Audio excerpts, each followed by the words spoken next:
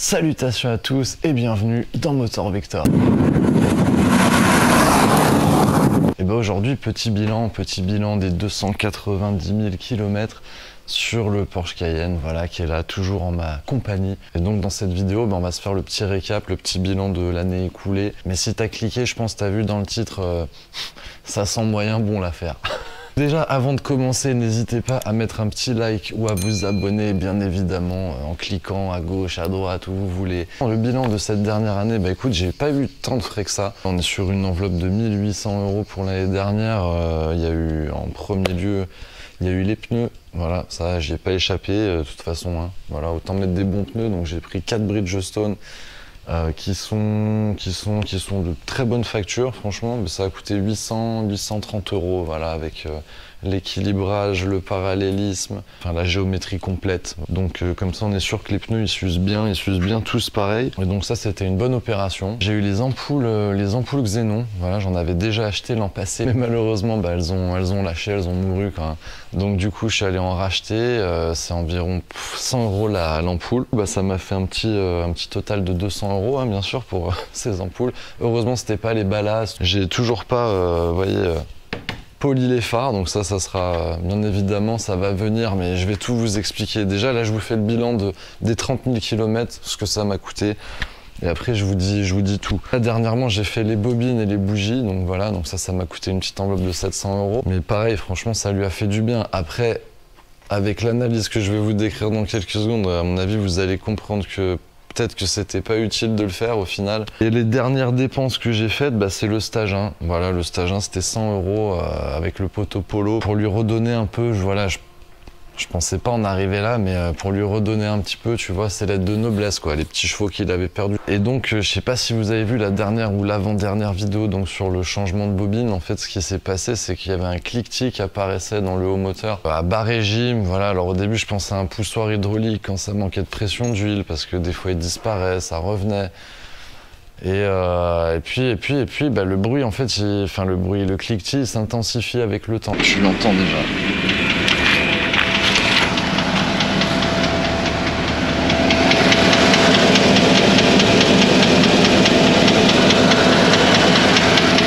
Le clac clac clac clac clac clac clac clac clac clac clac clac.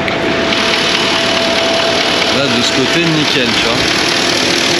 Il y en a qui ouvrent le bocal ici là où tu remplis l'huile là.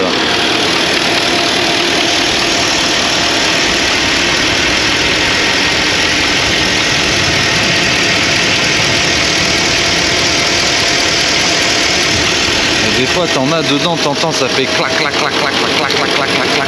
Plutôt de ce côté, tu vois, là où la bougie elle était niquée, c'était dans ce cuit, je crois.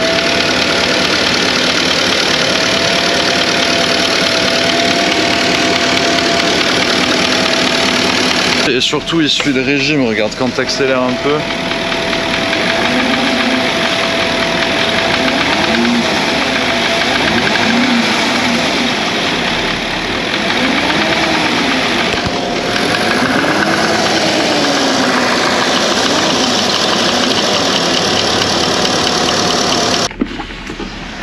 De dehors.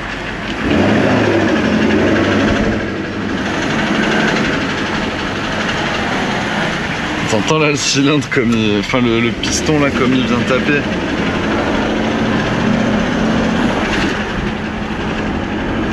Après sinon il marche nickel, hein, tu vois, t'appuies, ça il est plein, tu vois, il bombarde, mais voilà.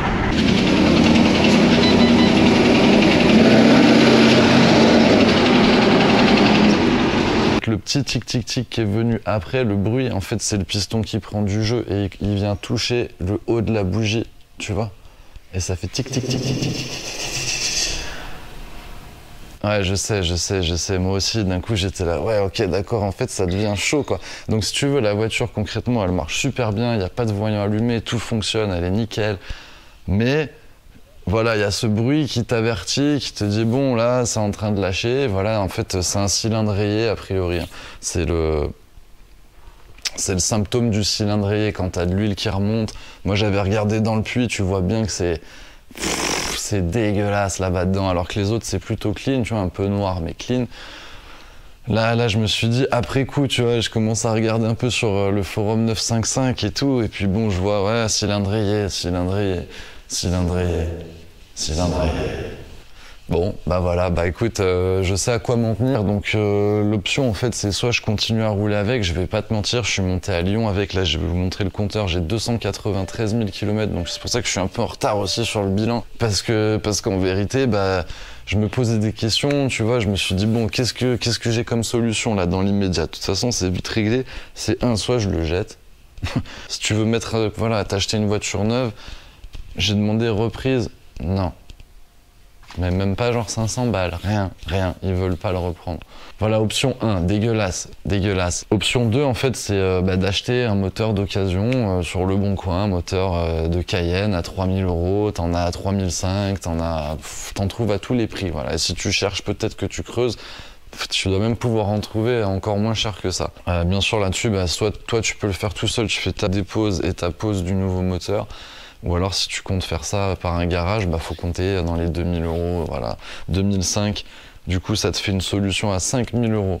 L'autre c'est zéro, hein. L'autre on jette la voiture, c'est-à-dire que tout est perdu de toute façon. L'autre, il y a une troisième solution, la troisième solution c'est simple, c'est tu vas chez Porsche, tu dis voilà, je veux un moteur neuf. Chez Porsche, ils te font un échange, ça coûte environ entre 25 et 30 000 €. Le souci en fait c'est que Porsche dans ses moteurs, ils ont mis un revêtement en Nicasil, ça s'appelle, ça veut dire que tu as le trou de ton cylindre et dedans ils ont mis une chemise, tu vois, un espèce de revêtement qui vient à l'intérieur, qui est dans une matière qui s'use et ça c'est inéluctable, c'est...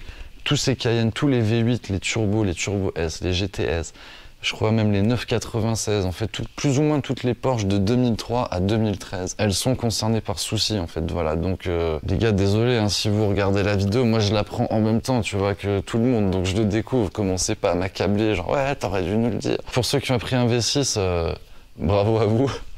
Vous êtes préservés, vu que c'est un moteur Volkswagen, c'est pas du tout la même conception, donc vous êtes préservés, tant mieux. Dernière solution que j'ai trouvée, c'est des spécialistes Porsche Flat 69 à Lyon, juste en dessous de Lyon, au bord de l'autoroute. Eux, ils refont les moteurs, donc ils te font un échange standard, ils réusinent les cylindres, en fait, ils te rechemisent ça, mais en fonte. Ils mettent plus le Nicasil, l'espèce de revêtement dégueulasse de Porsche, ils te mettent ça en fonte, donc après ton moteur, en théorie, il est reparti pour... Vers l'infini et au-delà. Cette réparation, elle est un peu coûteuse, faut pas se mentir, elle coûte dans les 10 000 €. Alors pour l'instant, moi, c'est ce que j'ai lu, entre ce que j'ai vu sur leur site et je les ai contactés, j'ai envoyé un message pour avoir un retour un peu plus précis en fait sur le tarif parce qu'il y a une histoire d'échange standard. Si ton moteur est pas cassé, là normalement tu as une reprise ou un échange standard à 3000 € et chez eux, en gros, il faut compter un moteur refait à 8000 € plus une pose-dépose à 2005, donc ça te fait 10 500. D'après ce que j'ai compris, ou peut-être pas, on verra, bah, ça ferait entre 7 et 10 000 € pour avoir un moteur, on va dire, fiabilisé. Voilà, merci de me le dire. Alors ce qui va me faire super plaisir, c'est si vous pouvez m'aider en commentaire, me dire vos avis. Qu'est-ce que vous feriez? Vous me dites, moi je suis en plein dans le questionnement. Excusez-moi, hein, je bois un coup, il fait 40 milliards de degrés, c'est insupportable. J'espère que tout le monde est content de partager ces putains de bonnes nouvelles avec moi. Mais bon, voilà, c'est pas la fin du monde, c'est une voiture, c'est du kiff, donc soit c'est une galère, et du coup, bah, il faut passer à autre chose, en fait, clairement. Soit c'est aussi un kiff, parce que maintenant, c'est vrai que ça fait 3 ans, je la connais, je sais que, comme je dis, il n'y a pas de voyant allumé. Le petit dilemme, en fait, c'est que je vais pas trop me servir de la voiture prochainement. Donc du coup, bah, là, je suis un peu à pied, quoi. Tu te dis, putain, les gars, ça c'est la régression, c'est la déchéance totale. Les gars, il va demander une donation, il va commencer à nous gratter de l'oseille et tout. Non, t'inquiète. Après, si tu veux faire une donation, bienvenue à toi. Mais du coup, j'ai dû m'acheter, comment dire, une petite voiture en attendant. Voilà, une petite voiture pour me téléporter à gauche, à droite. Donc j'ai pris une petite vadrouillette à 1500 balles. Voilà. Je sais pas si je te la montre maintenant ou si j'attends la prochaine vidéo. Je te laisse imaginer la suite. Je t'en dis pas plus. N'hésitez pas encore une fois à mettre un petit like si vous soutenez la chaîne, à vous abonner si la suite des aventures vous intéresse. Allez, on se retrouve très vite les gars pour une prochaine vidéo Motor Vector. Ciao.